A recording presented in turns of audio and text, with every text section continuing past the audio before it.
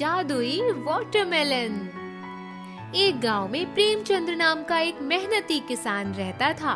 वह अपने 2 बीघा जमीन में खरबूजे और सब्जियों की खेती करता था।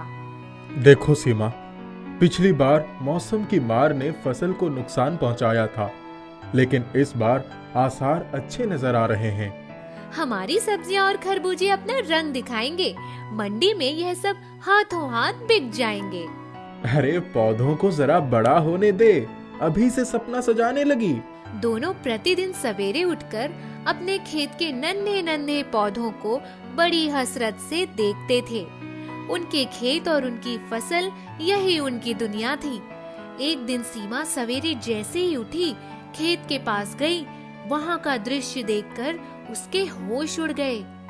उसके खेत के लगभग सभी पौधे तहस नहस हो चुके थे। एक सांड किनारे पर बैठा था। हे भगवान, ये क्या हो गया? हम तो बर्बाद हो गए। सांडों ने तो पूरी फसल बर्बाद कर दी।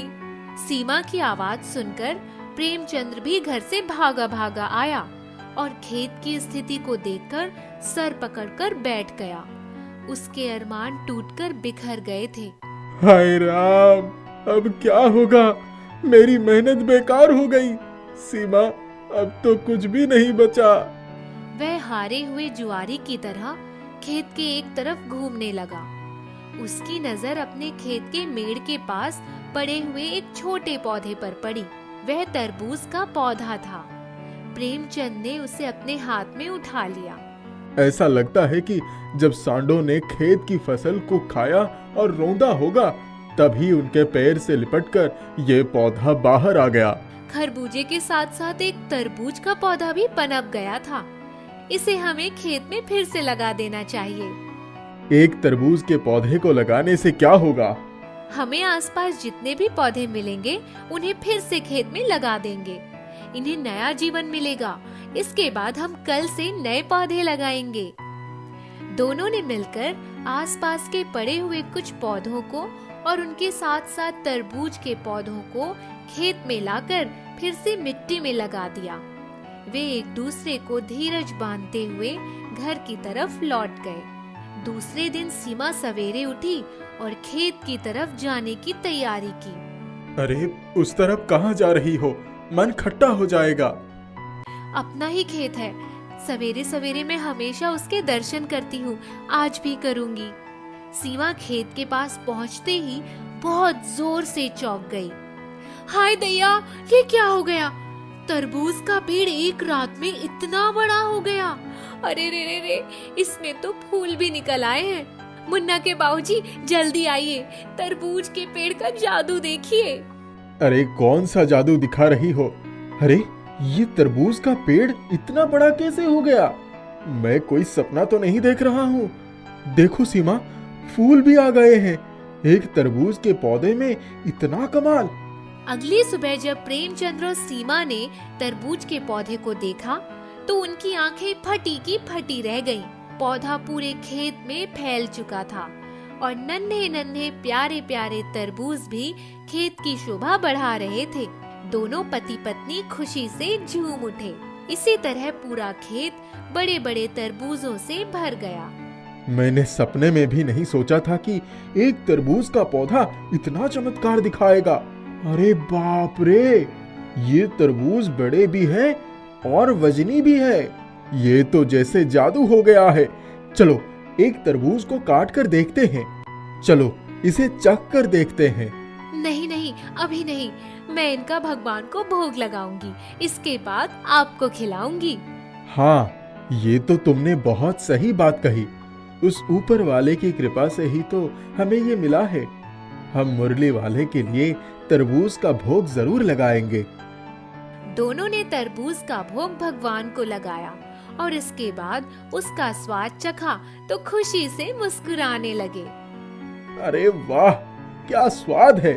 ऐसा लगता है जैसे इसके अंदर मिश्री घोल दी गई हो। गांव का एक व्यक्ति सुग्गा वहां आ गया। अरे सुग्गा, इधर आओ। लो, मेरा तरबूज खाओ। अरे भैया, मजा आई गवा। ऐसा लगी रहा है जैसे हम फल नहीं खा रहे हैं, बल्कि मधु का स्वाद ले रहे हैं। हम बहुत खरबूजा और तरबूज खाए हैं, लेकिन ऐसा स्वाद कभी नहीं मिला। अपनी मंडी में कौनो व्यापारी इसका मोल नहीं दे पाएंगे। इसको हमें शहर की मंडी में बेचना होगा। दूसरे दिन प्रेमचंद्र ने एक बहुत बड़े ट्रक में सारे तरबूज लदवा दिए। उनके गांव का एक सूजा नाम का बदमाश यह सब देख रहा था।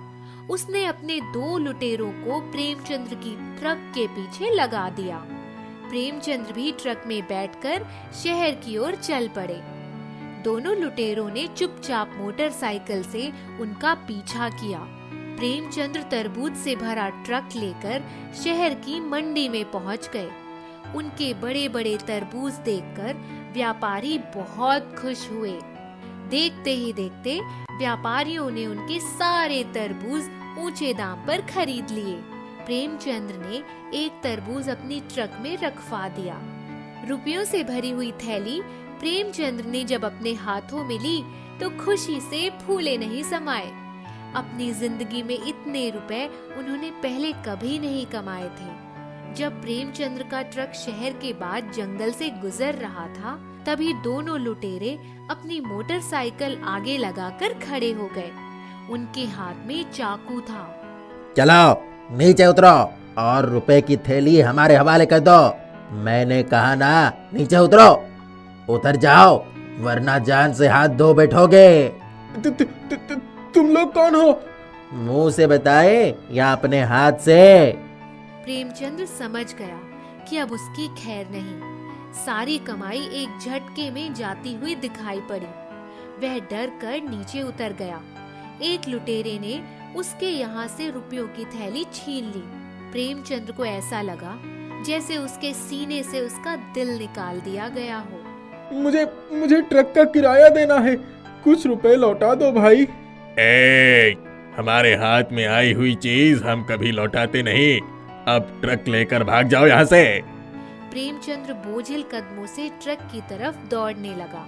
इतने में उसे पीछे से धड़ाम धड़ाम की आवाज सुनाई पड़ी। उसने मुड़कर देखा तो 2 लुटेरे जमीन पर गिरकर छटपटा रहे थे। वह बहुत हैरान हो गया। मुझे बचाओ, अरे मत मारो। ये लो तुम्हारे रुपए, बचाओ। प्रेमचंद्र ने देखा कि तरबूज उड़ उड़कर उन दोनों को पीट रहा है। वे दोनों अपनी जान बचाने के लिए भाग रहे थे। तरबूज हवा में उड़कर दोनों को मार रहा था। दोनों लुटेरों का बहुत बुरा हाल हो गया था। प्रेमचंद्र ने अपने रुपयों की थैली वापस ले ली। दोनों लुटेरे हाथ जोड़कर माफी मांगने लगे। प्रेमचंद्र ने तरबूज को इशारा किया और वह रुककर ट्रक में अपने स्थान पर जाकर बैठ गया। दोनों लुटेरे उठ भी नहीं पा रहे थे। प्रेमचंद्र घर पर पहुंच गया और उसने रुपए से भरी हुई थैली सीमा के हाथों पर रख दी। सीमा बहुत खुश हो गई। दोनों तरबूज को पकड़कर खुशी से लिपट गए।